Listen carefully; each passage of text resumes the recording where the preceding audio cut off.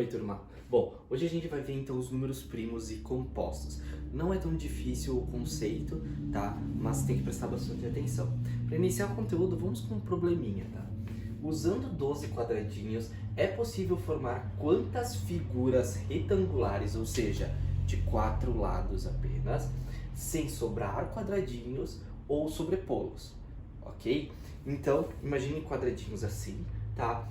E temos que formar figuras retangulares. Aqui eu fiz algumas opções, ó. Presta atenção como tem 12. Nós temos aqui 3 quadradinhos na linha, 4 quadradinhos na coluna. 3 vezes 4, 12. Ok, formou um retângulo, 4 lados. Poderia ser o contrário? Poderia. Então o que acontece? Poderia ser invertido aqui. Então aqui eu já tenho duas opções. Eu poderia ter 2 linhas e 6 colunas, né, formando um retângulo aqui, ou ele viradinho. Então eu tenho mais duas opções. Ou simplesmente pega esses quadradinhos e coloca um do lado do outro em linha, né? Eu tenho uma opção, ou ela também de pezinho seria outra. Então, né, viradinha aqui seria outras duas opções, né? Elas viradas, seguindo o exemplo aqui.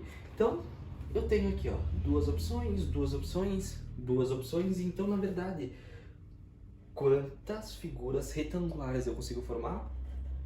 6.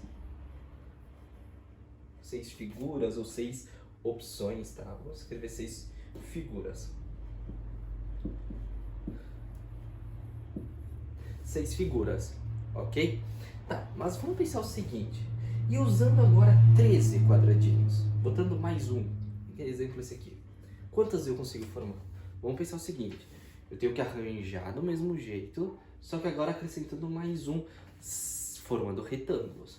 Se eu, tipo, acrescentasse um aqui, não daria, né? Ficaria estranho. Sobraria mais um cantinho ali, não pode sobrar. Aqui também. E mesmo se eu arranjar diferente, vai sempre sobrar um. Mas, ó, aqui se eu acrescentar mais um, formou um retângulo, né? Espichadinho, é só acrescentar mais um aqui. Então, eu tenho uma e se eu botar ela viradinha também é outra opção. Então, só tenho duas figuras formadas. Tá? Daí, o que eles analisaram? Pensem só.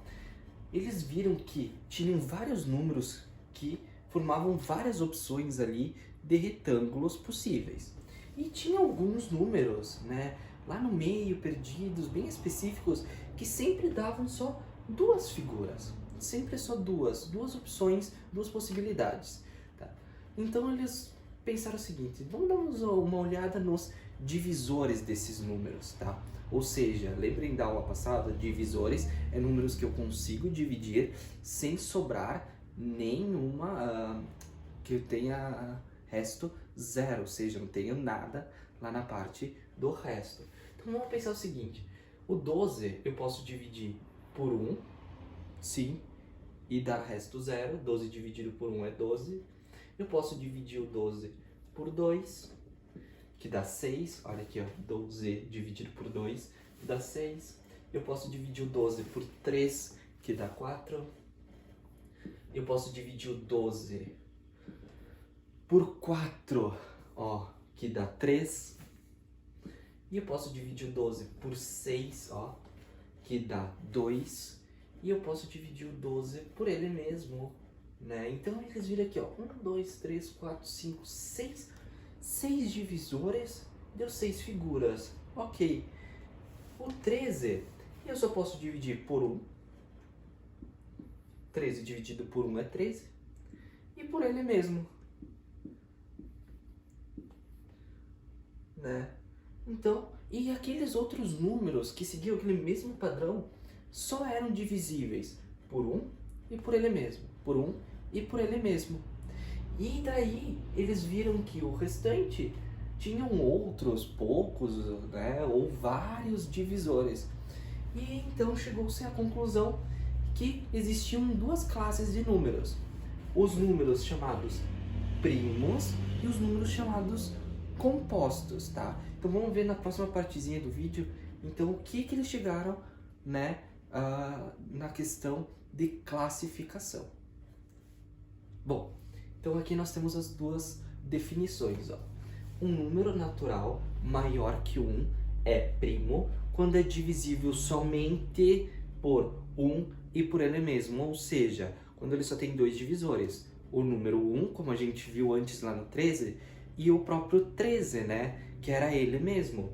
Então, existem vários números, não existe uma ordem para tê-los, e a gente vai ver no vídeo que vai ter a seguir, tá? Como a gente faz para descobrir principalmente os números entre 1 e 100. Então, ele só tem dois divisores, que é o número 1 e ele mesmo.